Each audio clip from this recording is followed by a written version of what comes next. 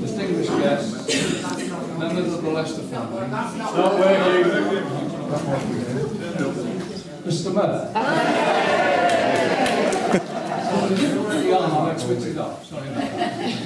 Right, Mr. Mayor, distinguished guests, member of the Leicester family, and ladies and gentlemen, and our solitary cadet over there.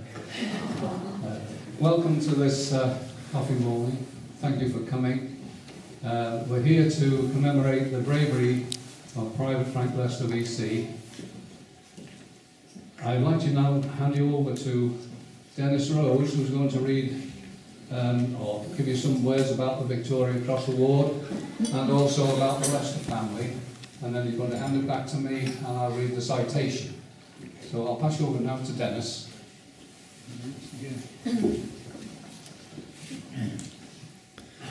Oh, friends, can you hear me? Yes.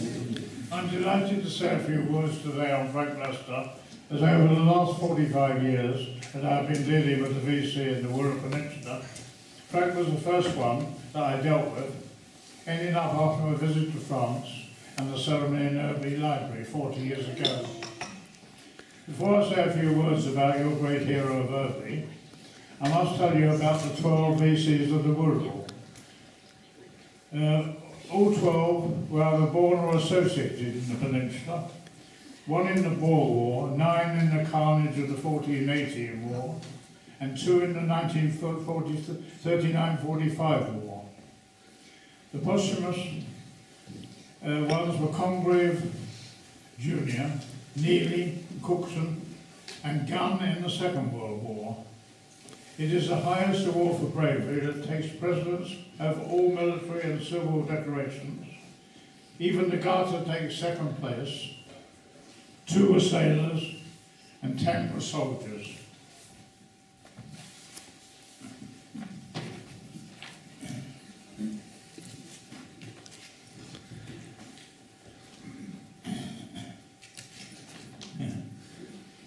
Before I speak about Frank, I would just like to tell you about one of these, because we haven't got a lot of time today to tell you about the 12, so I've picked out one which, to whet your appetites, and it will whet your appetites, I can assure you.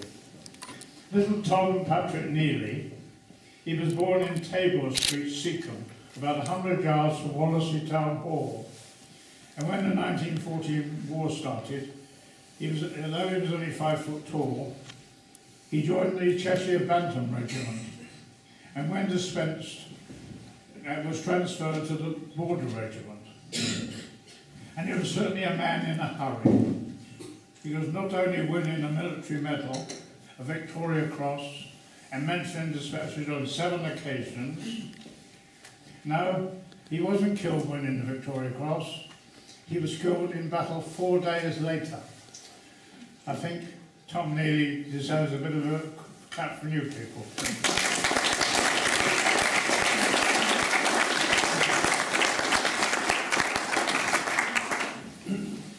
And now I will tell you a little bit about Frank.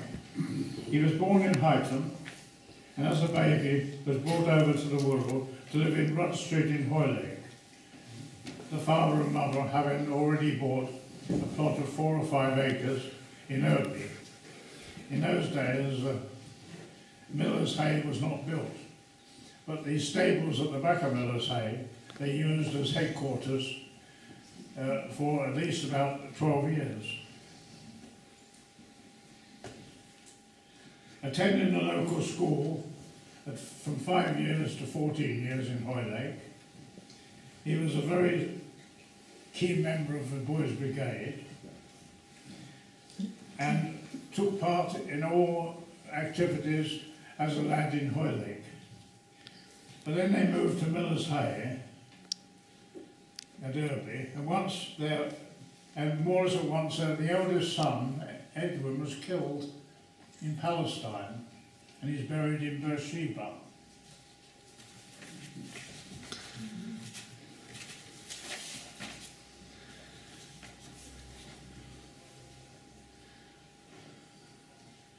Frank carried on helping his mother and father in the small holding with his younger brother and 2 sisters, and this was a job he carried out 3 days a week. That's what I'm going to tell you about now. 3 days a week he carried this out. I don't think any of you today will want to do it. Getting up at the ungodly hour at 2:30 in the morning, and helped by his dad, he would get the horse out of the stable, brush him down, feed and water him, attach him to the cart, and load him up with produce from the gardens, fruit, vegetables and flowers, making sure that he had his tin of change with him when he went to the market. And there he would attach the horse to the cart, no pneumatic tyres in those days, and he then went all the way down the 8 or 9 miles to Woodside, crossed the Mersey to be ahead, and then on to the market in Liverpool to sell his produce, hoping to sell it pretty quickly. Sometimes he was already cleared by 3 o'clock, but other times it was 4 or 5 before he cleared it. But then on the way back, similar way, Pierhead, Woodside, all the way 8 or 9 miles to Irby. He was a very popular lad in Irby, taking part in all sorts of things. Everybody loved him, including the girls, I understand. He was 6'5" in height, and he played the organ in your Methodist chapel, which stood about 200 yards from Irby Cricket Club in those days. On the other side.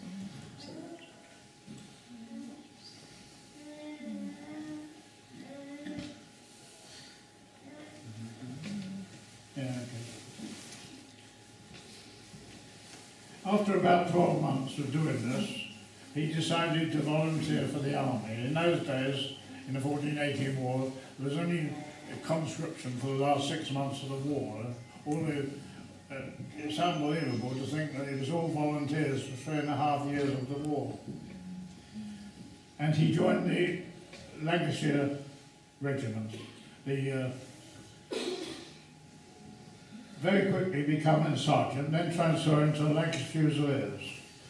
The reason why he went to transfer to the Lancashire Fusiliers, more about it from Bill later. He went to France and more or less at once was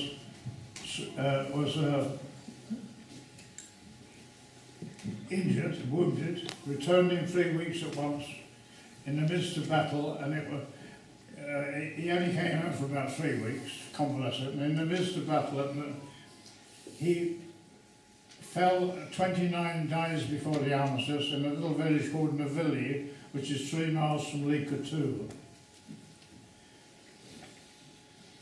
In that village, the Commonwealth War Graves Cemetery is at the top of the village, with the cross of sacrifice and the altar of repose are both in the cemetery, and 101 gravestones. Standing out as a mark of respect to the grave of Frank Lester, VC, it is a Victoria Cross engraved 1 foot square on his gravestone. And on the gravestone, at his parents' request, are the famous words, "Greater love have no man than this." I'll now pass you over to Bill.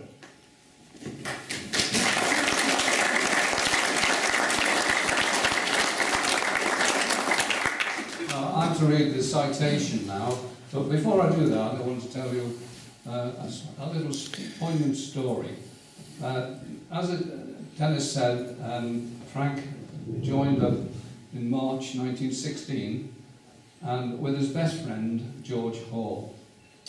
And they went to the front line in March 1918, 2 years later. So they did quite a bit of work in the army, and as Dennis said, Frank Lester actually made sergeant. But when they were sent to the front line, his stripes were taken off him, and he was reduced down to private again, which was the norm in those days. So they were both wounded and then hospitalised, and once they'd recovered from the wounds, they were sent back to the front line again. Now, that was September 1918. And when they went back to the front line, they made a pact. And they said to each other, now, if one of us is killed, the other will go back home and tell the family what had happened. But unfortunately, the pact was never fulfilled, because George was killed by a sniper bullet on the 12th of October in the morning, and Frank was killed with another sniper's bullet in the afternoon of the same day. So I'll now read the citation. Private Frank Lester, 10th Battalion Lancashire Fusiliers, 12th of October 1918, aged 22, son of John and Ellen Lester of Miller's Hay, Irby, Birkenhead, born at Huyton, Liverpool. An extract from the London Gazette, number 31067, dated the 13th of December 1918, records the following. For most conspicuous bravery and self-sacrifice during the clearing of the village of Newbury on the 12th of October 1918, when with a party of about 7 men under an officer, he was the first to enter a house from the back door, and he shot 2 Germans as they attempted to escape from the front door. A minute later, a fall of masonry blocked the door by which the party had entered, and the only exit into the street was under fire at point-blank range. The street was also swept by machine gun fire, also at close range. And observing that an enemy sniper was causing heavy casualties to a party of his friends in a house across the street, Private Lester exclaimed, "I shall settle him," and dashing out into the street, shot the sniper at close quarters, but fell mortally wounded at the same instant. This gallant man well knew it was certain death to go into the street, and the party opposite was faced with the alternative of crossing the fire-swept street or staying where it was and being shot one by one. To save their lives, he sacrificed his own. And I do believe his last words, as he was attended by his colleagues, were, "Remember me to the folks back home. Tell them that I did my best." Now pass you over to Peter Lee, who's going to read probably the only letter ever written by a king to a family in Irby. Peter? Thanks, Dennis. The letter from the King is dated 30th of September 1918. It is a matter of sincere regret to me that the death of number 51674 Private Frank Lester, late of the 10th Battalion Lancashire Fusiliers, deprived me of the pride and personality conferred upon him the Victoria Cross, the greatest of all rewards for valour and devotion to duty. Signed, George R.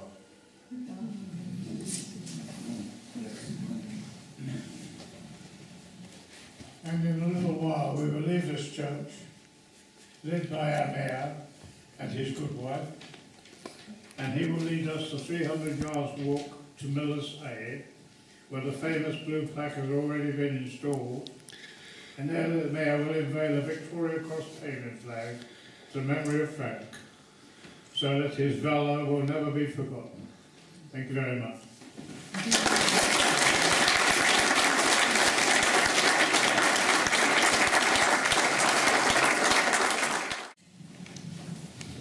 Well, for people of my generation, and certainly my experience, the school history curriculum didn't extend to include the wars of the first half of the 20th century.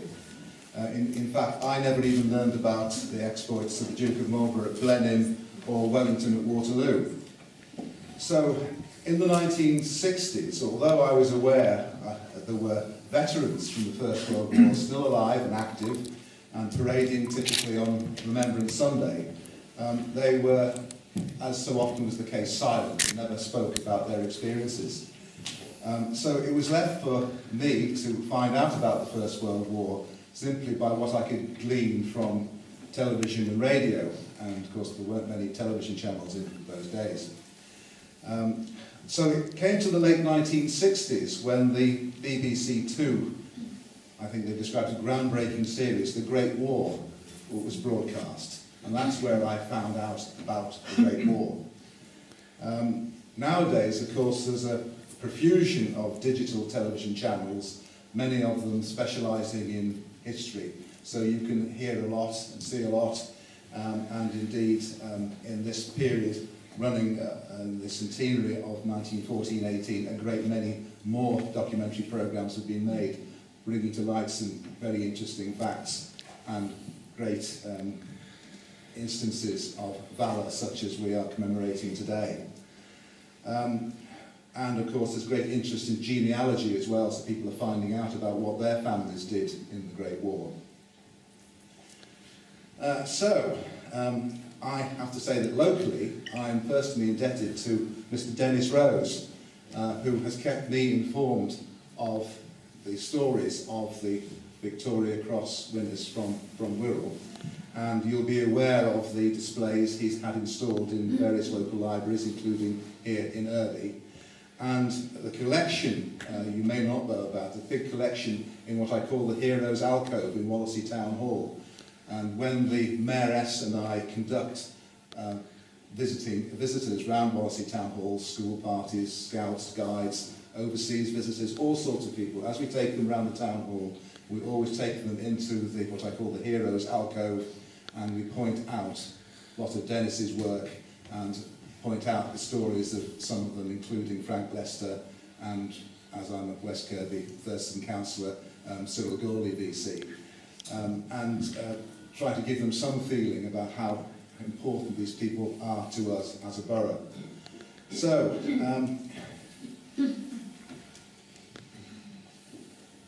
that's really where we're up to now, and I'm very much look forward in shortly walking up with you to Miller's Hay and carrying out the unveiling of this VC paving stone.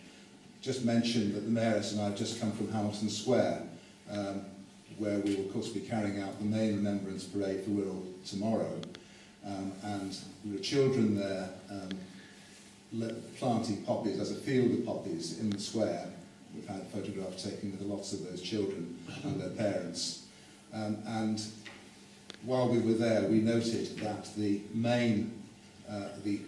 principal display of the VC paving slabs, 9 of them have all been laid in front of the cenotaph opposite the town hall in Birkenhead. And that's of course where we'll be laying the wreath tomorrow. So thank you all very much.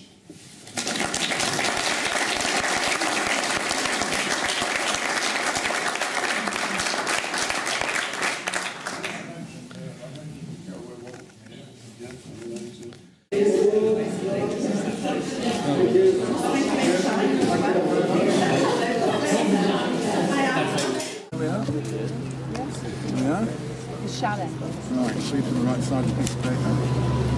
Everybody here?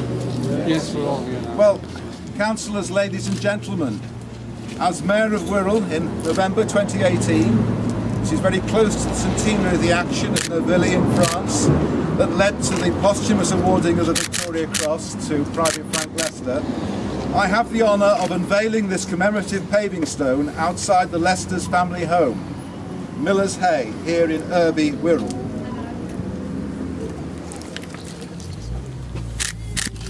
There we are.